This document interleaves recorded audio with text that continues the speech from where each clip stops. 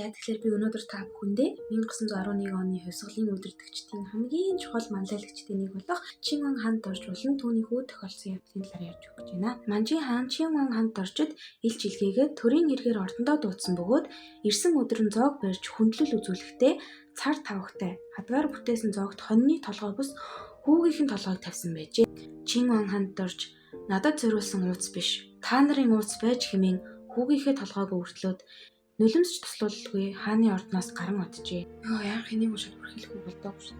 За тэгээ яг яагаад ингэх болсон бэ гэдэг учрыг тайлбарлая. Тэгээ угаасаа ямар ч эрүүл ухаантай хүн нэлэх хүүхдийн толгойг аавынх нь өөдөөс бариад зогсож ийн гэдэг бол бүр мөнгөлт явдал юунаас эхэлсэн бэ гэхлээр 1905 онд Чин Уан хаанд орж 18 дугаар Далай ламыг хүрээндээ ураад өвлжүүлсэн.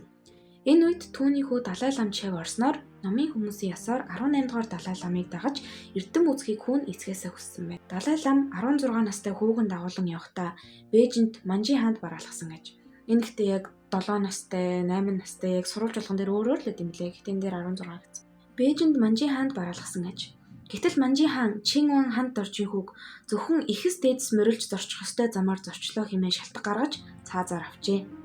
Энэ бол зүгээр л монголчуудыг дээрлэх нэг худлаа юм юу л байсан байгаа байхгүй юу. Түүгээр зогсохгүй Манжин хаан Чин Уан хаанд орчид илч илгийн төрийн хэрэгээр ордондоо дуудсан бөгөөд ирсэн өдөр нь зоог барьж хүндлэл үзүүлэхдээ цар тавхтай хадгаар бүтээсэн зоогт хоньны толгой бус хүүгийнхээ толгойг тавьсан байжээ. Чин Уан хаанд орж надад зориулсан ууц биш, та нарын ууц байж хэмээн хүүгийнхээ толгойг өвөртлөөд тэрээр цагаан хэрмийн наан дагуул хүмүүсийнхээ хамтаар гарч ирээд жанч хүүгийн даваанаас хойш хятад шахаа марл илжигний мөр үлдээхгүй болтол үзэгдсэн хэмээн тагаргалсан цагаас хойш Манжин эсрэг тэмцлийг хүчтэй явуулж мөн хүүгээ санд дуу зохиосон төвч академич Жэболт Баатар илтгэлтэй онцлсан юм аа. Ихэнх төвчид 1911 оны үндэсний хувьсгалыг Чин Уан хаанд орж эхлүүлсэн гэж үздэг юм билээ. Мэдээж бол богдхан яг тэргүүлж үдирсэн. Саяны түүхээс болж Чин Уан хаанд орж эхлүүлсэн гэж үздэг юм билээ. Хүн болгон гарал ухсаа түүхээ мэдж байх хэрэгтэй гэдэг үднээс саяны түүхийг ярьж өглөө. Хаалханд болсон баярлалаа.